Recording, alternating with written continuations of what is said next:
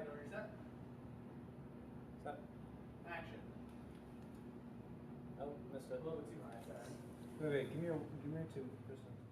The concept for Drip came out of an idea for a monster movie where most of what we know about the monster and how we experience it is through the sounds that it makes and how we hear it.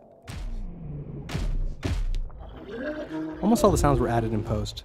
Normally I like to get more sound on set. My rule is that you can always choose not to use sounds if you don't want them, but you can't easily choose to have recorded something that you didn't record on the day. But for Drip, there was a loud buzz in our filming location.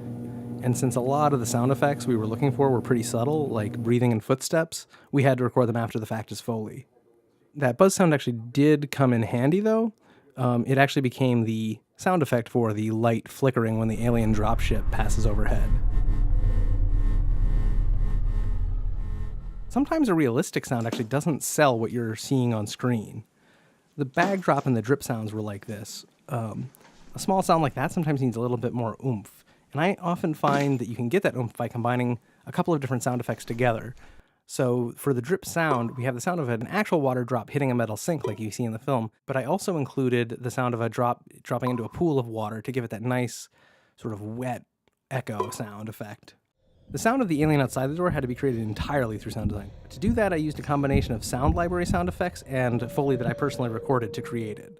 The footsteps are a great combination of this because there's robotic sounds from a sound library, then sounds of me clomping around in hiking boots, and then I combine that with sounds of a metal shelf I found while I was on a different shoot and just banging against it to get really cool reverb sounds. And that's another great example of how 3 different sound effects can come together to create one new sound effect. For recording the sound effects, I used a Rode NTG3, a mic that holds a special place in my heart because it was my first professional shotgun microphone. It's still the toughest go-anywhere mic in my kit. It's built like a tank and it never quits.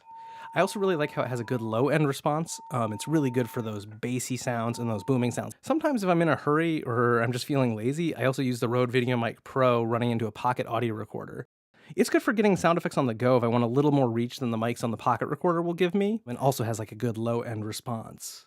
So that's the story of the sound behind Drip. I hope you enjoyed the movie, and thank you for watching. That was nice, right? Yeah. Do you want to do one where you're up at the ceiling? Come down to her? Yeah, let's cut for that.